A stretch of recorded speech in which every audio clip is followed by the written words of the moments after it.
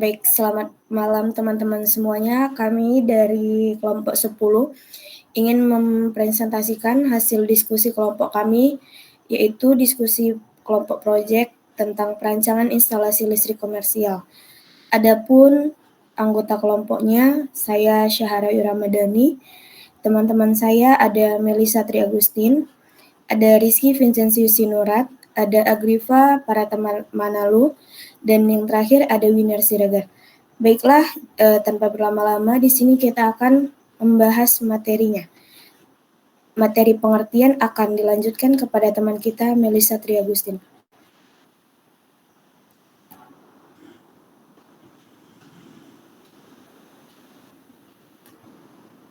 Baiklah, di sini saya akan menjelaskan pengertian instalasi listrik. Instalasi listrik adalah suatu sistem yang dirancang untuk mendistribusikan dan menyediakan energi listrik dari sumber daya utama ke berbagai titik penggunaan di dalam suatu bangunan atau struktur. Komponen utama dari instalasi listrik meliputi sumber daya listrik, panel distribusi, kabel, dan konduktor, saklar, stop kontak, serta perangkat perlindungan seperti sekring dan pemutus arus. Instalasi listrik juga mencakup perangkat perlindungan yang berfungsi untuk melindungi sistem dari kelebihan arus dan korsleting.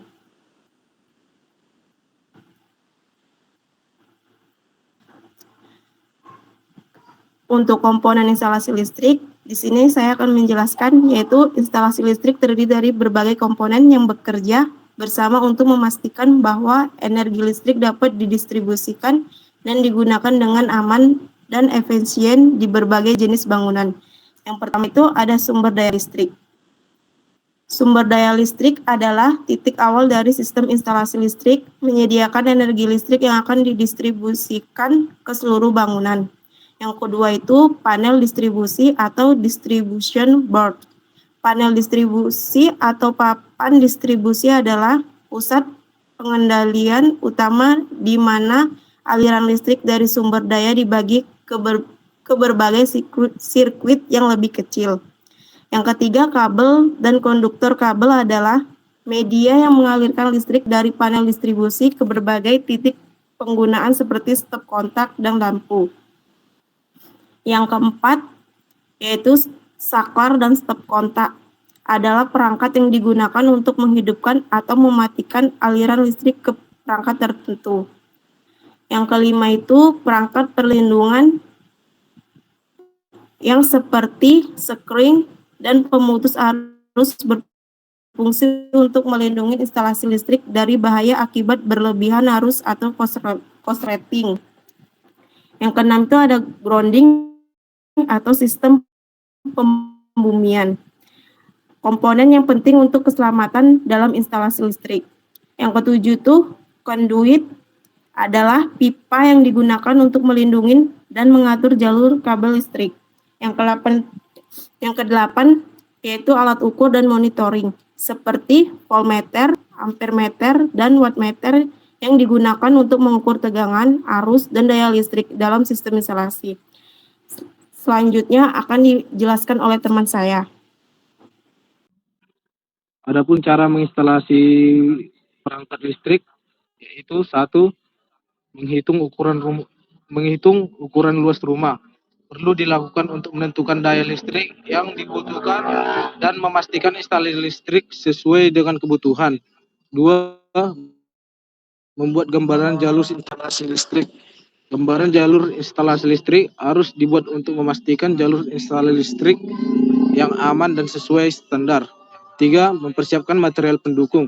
Material pendukung seperti kabel, box MCB, dan saklar harus dipersiapkan dengan benar untuk memastikan instalasi listrik yang aman. 4. Membobok dinding untuk tempat komponen listrik. Bobok dinding harus dilakukan untuk memastikan tempat komponen listrik yang aman dan sesuai standar. 5. Memasang box MCB atau LCB. Box MCB atau LCB harus dipasang untuk memastikan instalasi listrik yang aman dan sesuai standar. 6. Memasang kabel jalur utama. Kabel jalur utama harus dipasang dengan benar untuk memastikan instalasi listrik yang aman dan sesuai standar. 7. Memasang komponen listrik. Komponen listrik harus dipasang dengan benar-benar untuk memastikan instalasi listrik yang aman dan sesuai standar. 8. Sambungkan kabel pada komponen listrik. Kabel harus disambungkan pada komponen listrik dengan benar untuk memastikan instalasi listrik yang aman dan sesuai standar. 9. Uji coba instalasi listrik. Instalasi listrik harus diuji coba untuk memastikan instalasi listrik yang aman dan sesuai standar. Adapun jenis-jenis instalasi listrik sebagai berikut. 1. Instalasi listrik rumah tangga.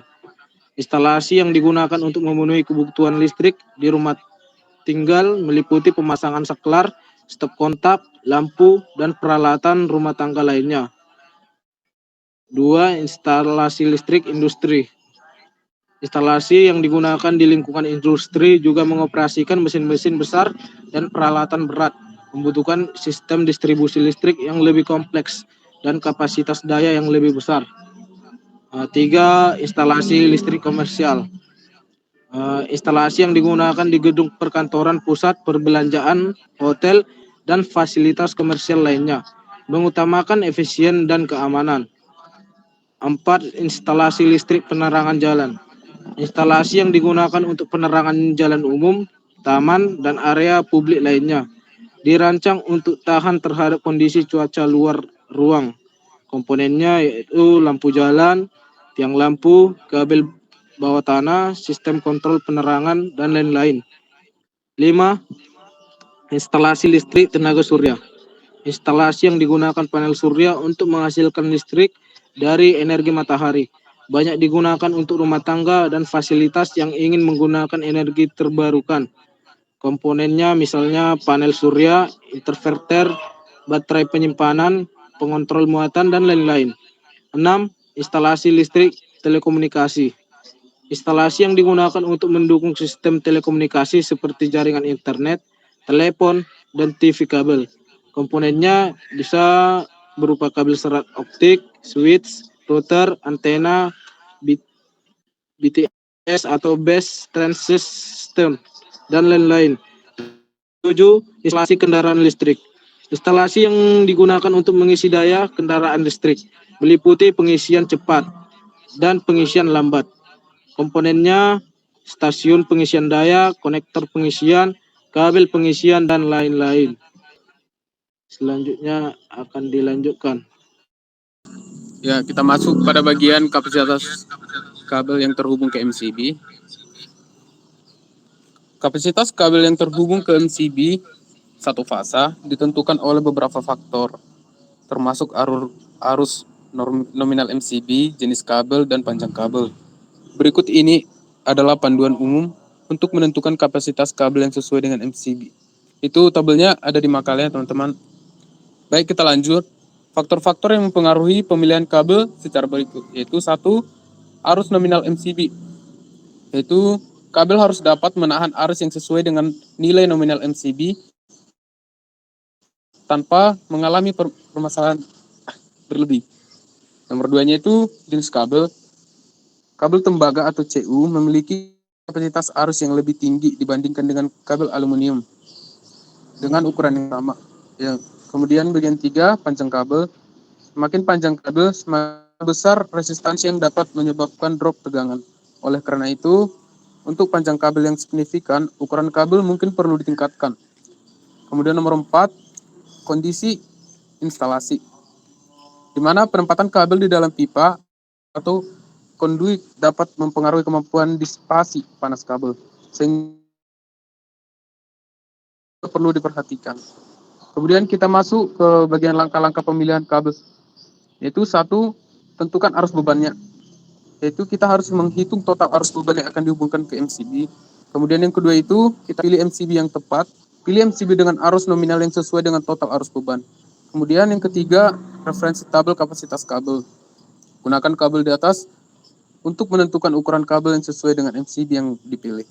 Keempat, pertimbangan panjang kabel dan kondisi instalasi, yaitu kita sesuaikan ukuran kabel jika panjang kabel yang signifikan atau kondisi instalasi yang mempengaruhi disipasi panas. Baik, untuk bagian gambar akan dijelaskan oleh teman saya. Baiklah, ini merupakan gambar instalasi rumah. Rumah ini menggunakan 3 grup beban atau bisa kita bilang menggunakan 3 MCB. Daya listrik yang digunakan rumah ini sebesar 2200 volt ampere dari PLN. Karena rumah ini dihitung dari rating daya yang digunakan sebesar 2204 watt. Jadi rumah ini menggunakan 2200 volt ampere. Karena rumah ini juga memiliki banyak lampu dan juga stok kontak dan juga alat-alat elektronik lainnya. Dapat kita lihat dari MCB pertama itu terdiri dari stok kontak. Jadi dia disambungkan ke stok kontak semua. Untuk MCB yang kedua itu dihususkan untuk lampu perlampuan yang disambung ke dapur, kamar mandi.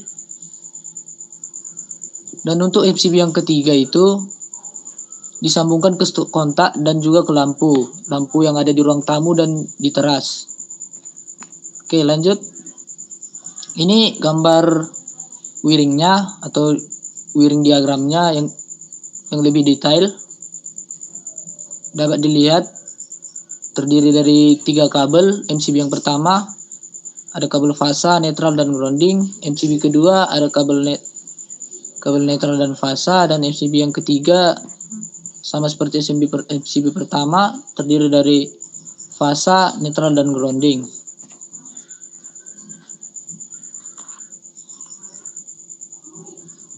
Next. Baiklah, slide ini akan dilanjutkan oleh rekan satu kelompok saya.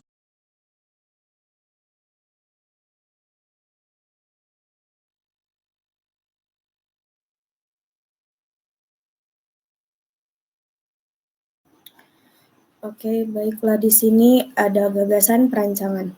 Perancangan instalasi listrik memerlukan pemahaman mendalam tentang prinsip kelistrikan, kebutuhan penggunaan, serta standar keselamatan. Berikut ini adalah beberapa gagasan dalam perancangan instalasi listrik sesuai dengan standar persyaratan umum instalasi listrik atau yang biasa kita sebut dengan PUIL 2011. Yang pertama, ada analisis kebutuhan. Mengidentifikasi kebutuhan daya listrik untuk semua peralatan dan sistem yang akan dipasang. Buat daftar peralatan listrik beserta daya yang dibutuhkan. Lalu, hitung total kebutuhan daya untuk menentukan kapasitas utama yang diperlukan. Yang kedua, ada desain sistem distribusi listrik. Desain terlebih dahulu jalur distribusi listrik dari sumber utama. Misalnya dari panel distribusi ke setiap titik penggunaan. Tentukan lokasi panel distribusi, rute kabel, dan jumlah sirkuit yang diperlukan. Gunakan diagram satu garis atau single line diagram untuk menggambarkan sistem. Yang ketiga, ada pemilihan komponen. Kita harus memilih komponen listrik yang sesuai seperti kabel, MCB, saklar, dan stok kontak. Gunakan tabel kapasitas kabel dan standar komponen listrik yang sesuai dengan beban listrik yang telah dihitung. Yang keempat, ada keamanan dan standar keselamatan. Pastikan semua instalasi memenuhi standar keselamatan kelistrikan yang berlaku. Ikuti standar nasional dan internasional seperti SNI, IEC, atau NIC. Pastikan semua instalasi dilengkapi dengan alat pengamanan seperti ELCB dan penangkal petir. Yang kelima, ada pencahayaan dan distribusi beban. Rancang sistem pencahayaan yang efisien dan distribusi beban yang seimbang. Hitung kebutuhan pencahayaan untuk setiap ruangan. Distribusikan beban secara merata di seluruh sirkuit untuk menghindari kelebihan beban pada satu sirkuit.